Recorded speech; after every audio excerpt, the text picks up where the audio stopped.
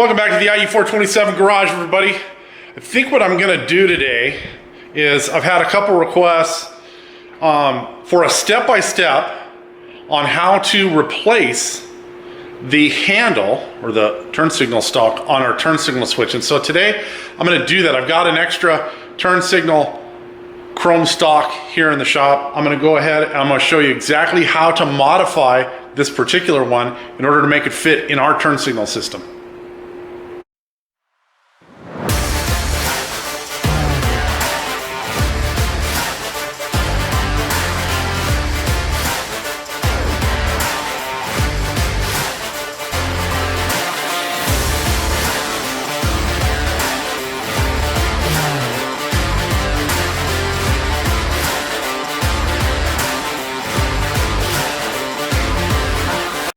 Well, as is usually the case, anytime I go to start one project, I have to start on another project simultaneously. And when I got home from work today, I had to basically clean and rebuild my nail gun, or one of my nail guns. It just, it was jammed up, it didn't want to shoot, and so I had to pull the entire nose assembly off of it and clean it and lubricate it and put it back together. It's all working now. I do have the batteries charging. I don't know if anybody has any of these.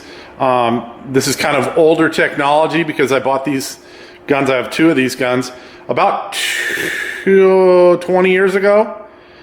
This being the newer of the two. I think maybe this one's only 18 years old. Anyways, what it works on is it's actually a butane fuel that goes inside the gun, and then there's a battery that sends an electrical pulse to a spark plug, and that ignites it and it shoots the nail in. I love these as opposed to a battery powered one because until the fuel runs out, it shoots the nail the same exact way every time. But you know, lack of maintenance, and here we are. So let me get all this stuff cleaned up. The gun is all put back together. It's working perfectly. Let me get this cleaned up and then we'll start on our turn signal project. So from time to time, I get turn signal switches from my supplier that have some blemishes on them. So in this case, you can see the area where the indicator for the horn is on, it's screen printed onto the turn signal stock. It's kind of smeared or smudged. Now, if you don't want these on here at all, you just want a black turn signal stock, that screen printing will come off with lacquer thinner or acetone, anything that's going to strip off, you know, paint or screen printing, and then you're just left with a black stock. But I do offer these from time to time when I have these at a discount rate. So basically I'll take $10 off of the sale price of the turn signal unit for anybody who wants to basically purchase a blem versus one that is, you know, perfect and pristine. Now, I offer these to guys that mention they have an interest in changing out the turn signal stock.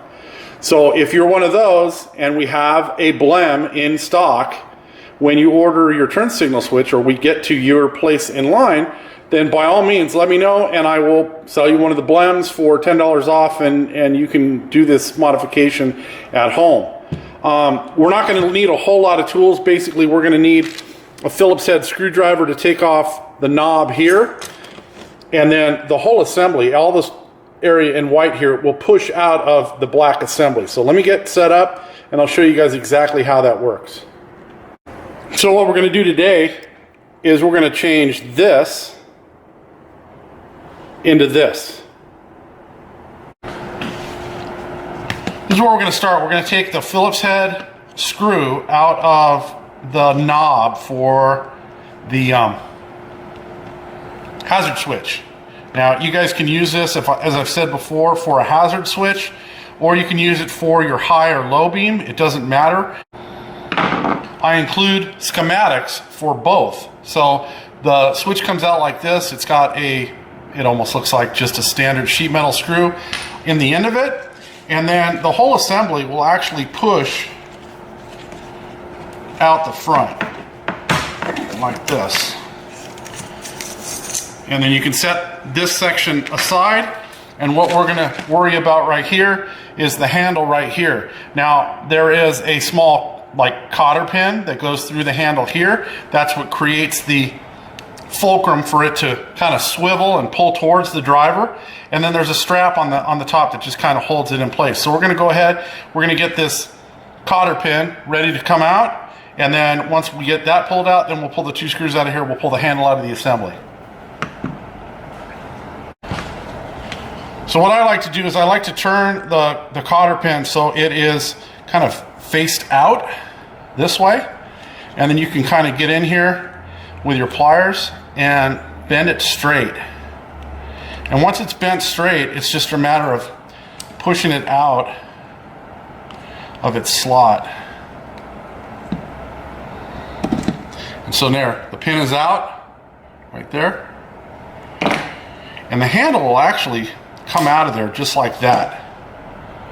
But there's a spring that holds this captured end of it in, and that's what allows it to kind of spring back when you pull it.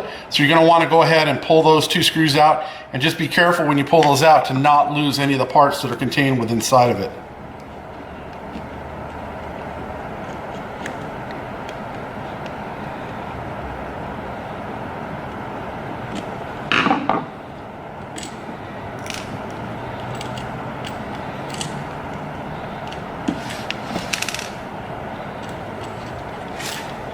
Okay, there, it's all apart.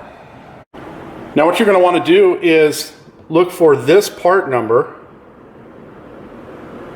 And basically this is the, like, I think it's a 1965 and 66 Mustang turn signal lever, they call it. Turn signal stock is something else they call it. Turn signal handle. You're just going to have to be careful on your internet search to make sure that you know, you pull up this part number. Now, the actual Ford number is right below it, and that's that C3 number. So you can use that for your search, and then in most cases, it'll bring up this part number as well. Now, I found this on eBay, and I think I paid $12, and that included shipping. Now, depending on whether your state, you know, makes eBay or the eBay seller charge tax will make the price vary a little bit.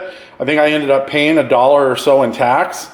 But all in all, I was into this for about $15 to get this handle.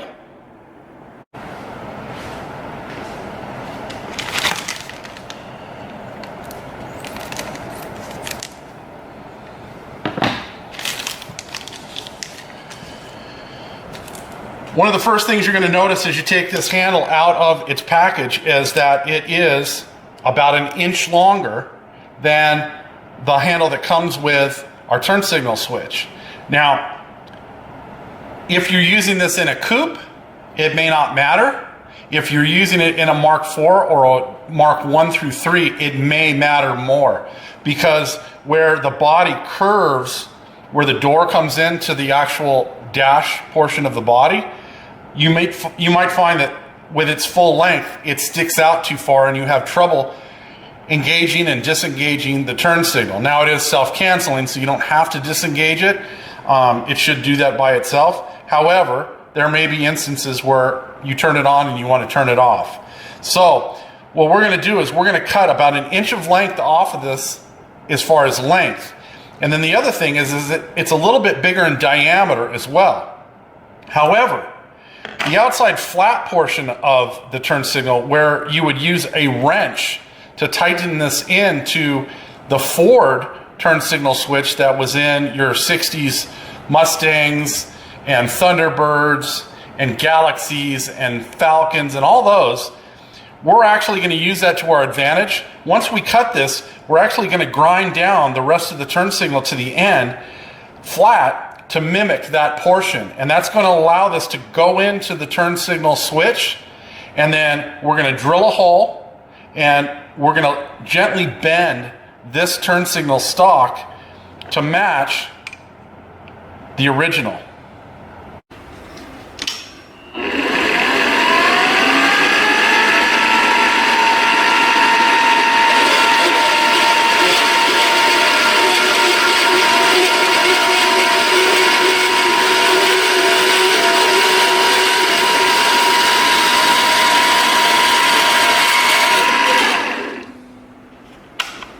There you go, 1 inch cut off of there. All right, so the next thing I'm going to do is I'm going to take this flat portion, and I'm hoping you can see that. So there's a flat right here, and there's a flat right there. I'm going to take the flap wheel on my grinder, and I'm going to grind the rest of this area to the end on both sides, flat, so it is the same thickness as that area right there. And then what we'll do is we'll mark and punch for our drilled hole, and then we'll drill our hole. And the last thing we're going to do before reassembly is we're going to put a bend in this stock so it matches the profile of the original. There you go. I got it all drilled. I did end up using the drill press for this, but you could use a hand drill. The size bit that I used was a 3/32 bit. Now, the hole in the stock one is just a tick smaller, and it's most likely because it's a metric hole. But I don't see a problem with it being just a little bit bigger, because it's really just a pivot point for the turn signal stock to be engaged, pulled towards the driver, and then released. And there is that secondary like clamp that holds it all in place. So I think, honestly, I think it's all going to be good. And the last thing we have to do is just get this bent to the same angle as our stock one. We should be ready to put it all back together. I've got the turn signal stock wrapped in tape just to preclude doing any damage to it. I'm going to take a 1/2" piece of VMT as a cheater bar. I've got it securely clamped into the vise with the aluminum soft jaws, again, not to damage the turn signal stock. I'm just going to slide the bar over the top and push forward and put a slight bend in it. And then what I'm going to do is I'm going to check the stock one next to it, and when we get where we want to be, I'm going to stop.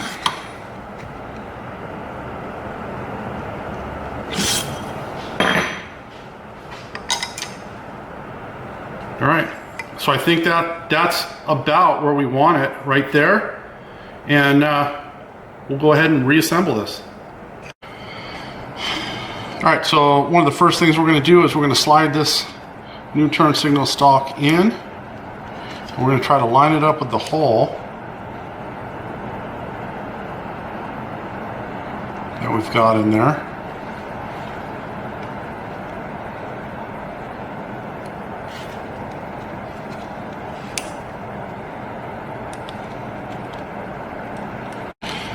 All right, I was having a little bit of trouble with the pin because I had not straightened the pin. I had not made the pin complete straight.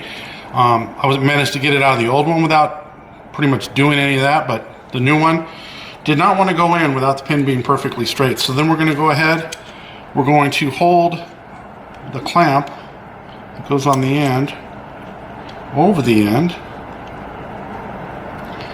line up one of the holes,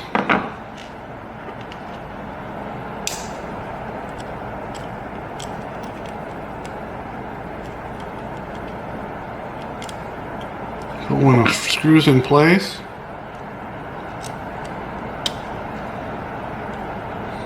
And we're not going to tighten it all the way down. We're going to wait till we get our other screw in. So you're going to be working against the spring in the horn mechanism when you're doing this. So just be patient. Don't force the screws in. Make sure they line up, and just slowly snug them down one at a time.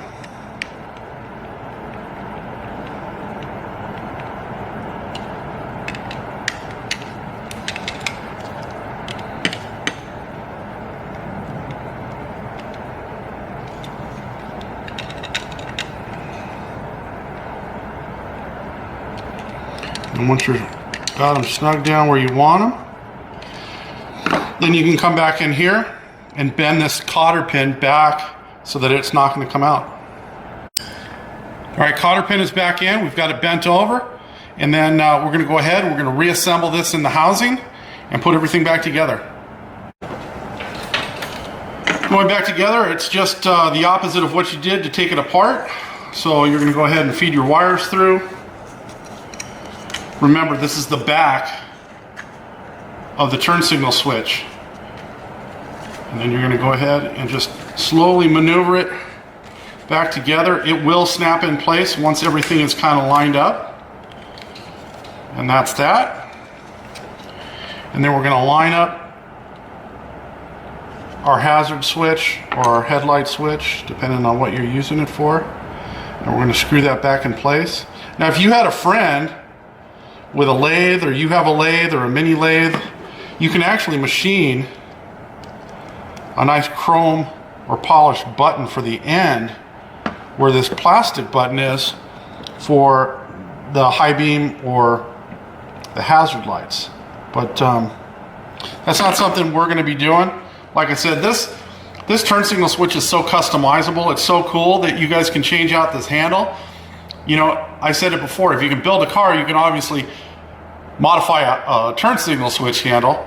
Since there are no wires running through this, there's no chance of anything shorting out when you put it back together. So it still works like it did before. You're just going to pull on the turn signal stalk in order to engage the switch, and it takes on a whole new look.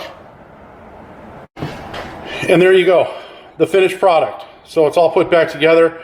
Functionally, it does exactly the same thing. It just looks a little different. So, as I said in the video earlier, if you are planning to change out the turn signal stock, I cannot guarantee that I will always have a blemished turn signal stock. But if I do, I'm more than happy to sell them at a reduced rate because they're not perfect. But everything on them, other than the blemish, is completely functional. It self-cancels both ways. All the switching parts of it work. Every one of these is tested before they go out. So just let me know when we get to your spot in line or when you order this, and we'll get one of these out to you. That is going to do it for today. I hope anybody that's interested in changing out that turn signal stock now has a really good idea of how and what parts you need in order to do it. I've gone back to a lot of the products that we sell, and I'm trying to make, install videos for each of those. So I am going to do an install video of the entire turn signal assembly on this Mark IV. So the turn signal stock you just saw that I modified is most likely going to be going in this car.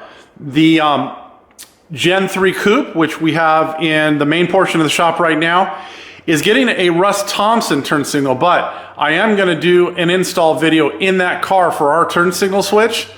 That way, going forward, everyone will know exactly how to put these things in the car. The instructions are really concise and really laid out well. I'm going to have to do an update for the Coupe install because it's just a little bit different than what we originally intended. So, stay tuned for that. But I think that's going to bring this video to a close. As always, if you are enjoying the content here, please do the like, the share, the subscribe, all that kind of stuff. We'll see you next time. Have a great day.